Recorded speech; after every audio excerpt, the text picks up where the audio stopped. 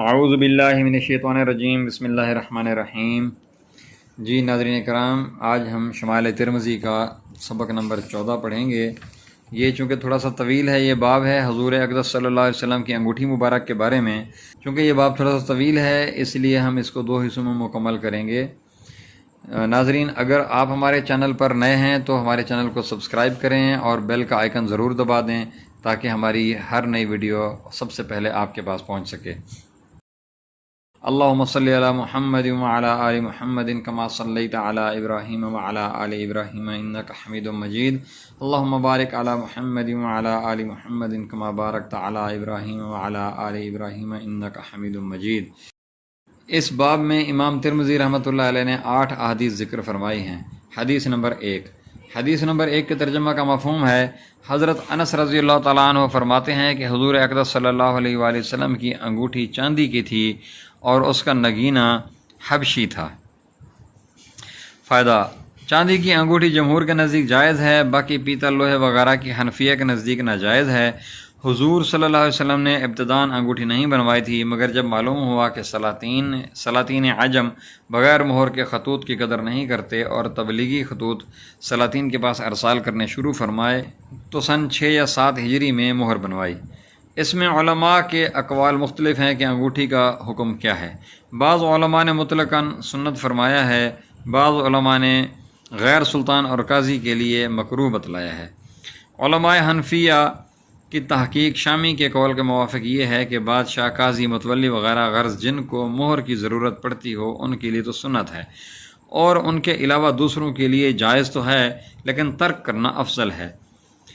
اور اس کی وجہ ظاہر ہے کہ نبی کریم صلی اللہ علیہ وسلم نے بھی اسی وقت بنوائی جب سلاطین کو خطوط لکھنے کے لیے اس کی ضرورت پیش آئی۔ چنانچہ حدیث میں آ رہا ہے، ابو داؤد شریف وغیرہ میں نبی کریم صلی اللہ علیہ وسلم سے بادشاہ کے علاوہ کو انگوٹھی پہننے کی ممانعت بھی آئی ہے، مگر چونکہ حضور صلی اللہ علیہ وسلم کے سامنے اکثر صحابہ رضی اللہ تعالیٰ عنہم سے پہننا بھی ثابت ہے، اور حضور صلی اللہ علیہ وسلم کی اجازت بھی دوسری احادیث میں آئی ہے، اس لیے اس ممانعت کو اسی خلاف اولا پر حمل کیا ہے۔ حدیث نمبر 2۔ حدیث نمبر 2 کے ترجمہ کا مفہوم ہے، حضرت ابن عمر رضی اللہ تعالیٰ عنہ فرماتے ہیں کہ حضور اقدس صلی اللہ علیہ وسلم نے چاندی کی انگوٹھی بنوائی تھی، اس سے خطوط وغیرہ پر مہر فرماتے تھے، پہنتے نہیں تھے۔ فائدہ: حضور اقدس صلی اللہ علیہ وسلم کا انگوٹھی کو پہننا روایات متعددہ سے ثابت ہے، اس لیے حضرت ابن عمر رضی اللہ تعالیٰ عنہ کی اس حدیث کی علماء نے چند توجیحات فرمائی ہیں۔ بعض نے تو یہ توجیح کی ہے کہ مقصود استمرار ہے کہ ہمیشہ نہیں پہنتے تھے۔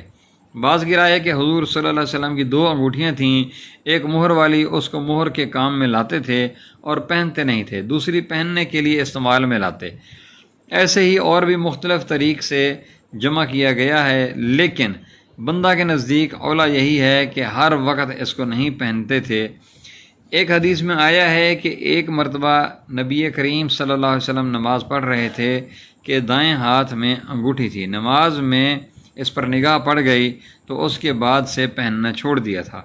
احادیث میں ایک منقش کپڑے کے متعلق بھی اسی قسم کا واقعہ آتا ہے کہ نماز میں اس پر نگاہ پڑ گئی تو حضور صلی اللہ علیہ وسلم نے اس کو نکال دیا تھا اور اس کے بدلہ میں ایک معمولی کپڑا پہن لیا تھا۔ انگوٹھی چونکہ ضرورت کی چیز تھی اس لیے مطلقاً تو اس کا ترک مشکل تھا، اس لیے عام طور پر اس کا پہننا ترک فرما دیا ہو، یہ اقرب ہے۔ چنانچہ دوسرے باب کی 6 حدیث میں آ رہا ہے کہ اکثر اوقات حضرت معقیب کے پاس رہتی تھی۔ حدیث نمبر 3۔ حدیث نمبر 3 کے ترجمہ کا مفہوم ہے، حضرت انس رضی اللہ تعالیٰ عنہ فرماتے ہیں کہ حضور اقدس صلی اللہ علیہ وسلم کی انگوٹھی چاندی کی تھی اور اس کا نگینہ بھی اسی کا ہی تھا۔ فائدہ: یہ حدیث بظاہر اس روایت کے خلاف ہے جس میں حبشی نگینہ وارد ہوا ہے۔ جو لوگ 2 انگوٹھیوں کے قائل ہوئے ہیں وہ خود اس حدیث کو بھی 2 ہونے پر قرینہ بتاتے ہیں۔ چنانچہ بہقی وغیرہ کی رائے یہی ہے، ان کے نزدیک تو کوئی اشکال ہی نہیں، لیکن جو حضرات ایک انگوٹھی کے قائل ہیں وہ ان دونوں میں سے اس طرح جمع فرماتے ہیں کہ حبشی ہونے کے معنی یہ ہیں کہ حبشی رنگ یا حبشی طریقہ کا تھا۔ حبشی ہونے کے معنی یہ ہیں کہ حبشی رنگ یا حبشی طریقہ کا تھا یا اس کے بنانے والا حبشی تھا۔ بندہ کے نزدیک تعدد پر حمل اقرب ہے کہ مختلف اوقات میں مختلف انگوٹھیاں ہونا متعدد احادیث سے ثابت ہے۔ کہ ایک انگوٹھی حضور صلی اللہ علیہ وسلم نے خود بنوائی، پھر ہدیہ میں خدام نے پیش کی، جیسا کہ جمع الوسائل کی مختلف روایات سے یہ مضمون ثابت ہوتا ہے۔ حدیث نمبر 4۔ حدیث نمبر 4 کے ترجمہ کا مفہوم ہے، حضرت انس رضی اللہ تعالیٰ عنہ ہی سے مروی ہے کہ حضور اقدس صلی اللہ علیہ وسلم نے جب اہل عجم کو تبلیغی خطوط لکھنے کا ارادہ فرمایا تو لوگوں نے عرض کیا کہ عجم بلا مہر والے خطوط کو قبول نہیں کرتے، اس لیے حضور صلی اللہ علیہ وسلم نے انگوٹھی بنوائی جس کی سفیدی گویا اب میری نظروں کے سامنے پھر رہی ہے۔ فائدہ، اس اخیر کے جملہ سے قصہ کے خوب یاد ہونے کی طرف اشارہ ہے اور سفیدی سے اس کے چاندی ہونے پر اشارہ ہے۔ حدیث نمبر 5۔ حدیث نمبر 5 کے ترجمہ کا مفہوم ہے، حضرت انس رضی اللہ تعالیٰ عنہ سے مروی ہے کہ حضور اقدس صلی اللہ علیہ وسلم کی انگوٹھی کا نقش محمد الرسول اللہ صلی اللہ علیہ وسلم تھا، اس طرح پر کہ محمد صلی اللہ علیہ وسلم ایک سطر میں تھا، رسول دوسری سطر میں اور لفظ اللہ تیسری سطر میں۔ بعض علماء نے لکھا ہے کہ اس کی صورت محمد الرسول اللہ تھی، یعنی کہ محمد اور رسول برابر میں لکھے ہوئے تھے اور اللہ ان کے اوپر لکھا ہوا تھا، کہ اللہ پاک کا نام سب سے اوپر تھا۔ یہ مہر گول تھی اور نیچے سے پڑھی جاتی تھی، مگر محققین کی رائے یہ ہے کہ کسی حدیث سے یہ ثابت نہیں ہوتا، بلکہ ظاہر الفاظ سے محمد الرسول اللہ معلوم ہوتا ہے، یعنی محمد سب سے نیچے، رسول درمیان میں اور اللہ سب سے اوپر۔ حدیث نمبر 6۔ حدیث نمبر 6 کے ترجمہ کا مفہوم ہے، حضرت انس رضی اللہ تعالیٰ عنہ سے مروی ہے کہ حضور اقدس صلی اللہ علیہ وسلم نے کسریٰ اور قیصر اور نجاشی کے پاس تبلیغی خطوط لکھنے کا قصد فرمایا تو لوگوں نے عرض کیا کہ حضور صلی اللہ علیہ وسلم یہ لوگ بدون مہر کے خطوط قبول نہیں کرتے، اس لیے حضور اقدس صلی اللہ علیہ وسلم نے ایک مہر بنوائی جس کا حلقہ چاندی کا تھا، اس میں محمد رسول اللہ منقوش تھا۔ فائدہ، کسریٰ ملک فارس کے بادشاہ کا لقب ہے اور قیصر ملک روم کے اور نجاشی ملک حبشہ کے بادشاہ کا لقب ہے۔ کسریٰ شاہ فارس کے پاس حضور صلی اللہ علیہ وسلم نے اپنا موالا نامہ عبداللہ بن حذافہ سہمی رضی اللہ تعالیٰ عنہ کے ہاتھ روانہ فرمایا تھا۔ کسریٰ نے آپ کے والا نامہ مبارک کے ٹکڑے ٹکڑے کر دیے۔ حضور صلی اللہ علیہ وسلم نے سن کر بد دعا فرمائی کہ حق تعالیٰ شان ہو اس کے ملک کو ٹکڑے ٹکڑے فرما دے۔ چنانچہ ایسا ہی ہوا۔ شاہ روم کے پاس دہیح کلبی رضی اللہ تعالیٰ عنہ کے ہاتھ گرامی نامہ اقدس ارسال ہوا، وہ باوجود یقین نبوت کے ایمان نہیں لایا۔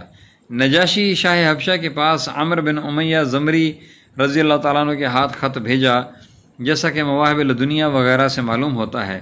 یہ وہ نجاشی نہیں جن کا پہلے ذکر ہو چکا ہے، جن پر حضور صلی اللہ علیہ وسلم نے صلاۃ الجنازہ پڑھی، یہ اور نجاشی ہیں۔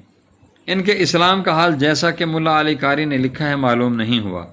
حضور اکرم صلی اللہ علیہ وسلم کے والا نامہ جات تو متعدد ہیں جو کتب سیر و حدیث میں مفصل مذکور ہیں۔ گرامی نامہ جات کو بعض لوگوں نے مستقل تصانیف میں جمع بھی کر دیا ہے۔ حدیث بالا میں 3 والا نامہ جات کا ذکر ہے جن کا مختصر ذکر مناسب معلوم ہوتا ہے۔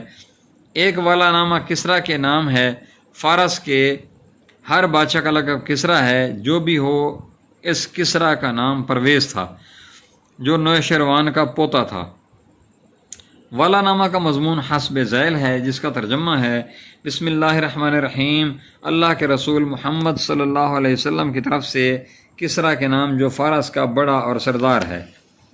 سلامتی اس شخص کے لیے ہے جو ہدایت اختیار کرے اور اللہ پر اور اس کے رسول صلی اللہ علیہ وسلم پر ایمان لائے اور اس بات کا اقرار کرے کہ اللہ وحدہ لا شریک ہے،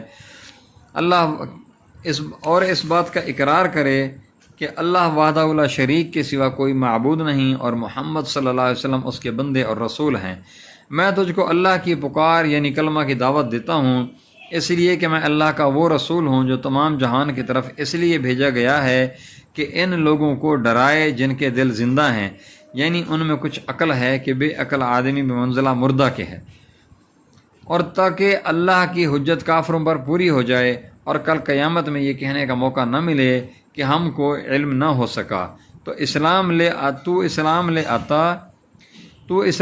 آتا کہ سلامتی سے رہے، ورنہ تیرے اتباع مجوس کا بھی وبال تجھ پر ہوگا کہ وہ تیری اقتدار میں گمراہ ہو رہے ہیں۔ حضرت عبداللہ بن حذافہ رضی اللہ تعالیٰ عنہ کو یہ خط دے کر روانہ فرمایا اور یہ ارشاد فرمایا کہ کسریٰ کا گورنر جو بحرین میں رہتا ہے اس کے ذریعے سے کسریٰ تک پہنچا دیں۔ چنانچہ اسی ذریعے سے وہاں تک خط لے کر پہنچے۔ کسریٰ نے یہ والا نامہ پڑھوا کر سنا اور اس کو چاک کر دیا اور ٹکڑے ٹکڑے کر کے پھینک دیا۔ حضور صلی اللہ علیہ وسلم کو اس کا علم ہوا تو حضور صلی اللہ علیہ وسلم نے اس کے لیے بد دعا فرمائی اور اس کے بیٹے شیرویہ نے بری طرح سے اس کو قتل کیا، جس کا قصہ کتب تاریخ میں مذکور ہے۔ جی ناظرین، یہاں پہ ہم اپنا سبق مکمل کرتے ہیں۔ یہ سبق نمبر 14 کا حصہ اول تھا۔ وما علینا الا البلاغ المبین۔